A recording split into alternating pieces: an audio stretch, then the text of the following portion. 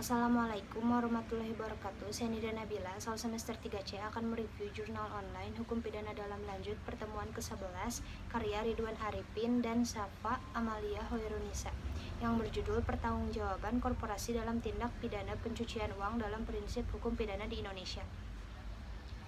Tindak pidana pencucian uang merupakan suatu perbuatan yang membawa dampak yang cukup besar bagi negara, yang dapat merugikan negara maupun masyarakat sekitar. Terutama tindak pidana pencucian uang yang dilakukan oleh korporasi, hal itu tentunya membawa dampak negatif yang besar, terutama dalam bidang perekonomian di Indonesia.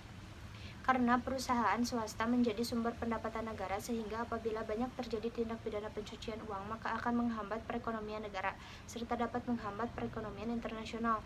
Tindak pidana pencucian uang di Indonesia telah diatur dalam Undang-Undang Nomor 8 Tahun 2010 tentang pencegahan dan pemberantasan tindak pidana pencucian uang. Sedangkan korporasi sebagai subjek tindak pidana pencucian uang yang telah diatur dalam Pasal 6 Ayat 1 Undang-Undang Nomor 8 Tahun 2010 tentang pencegahan dan pemberantasan tindak pidana pencucian uang.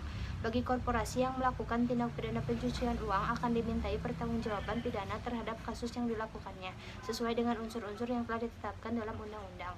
Tindakan pidana pencucian uang yang dilakukan oleh korporasi tersebut maka akan mendapatkan sanksi pidana berupa hukuman penjara maupun denda tambahan lainnya. Dan apabila denda yang didapat tidak dapat dibayar, maka akan diganti dengan perampasan hasil kekayaan korporasi tersebut.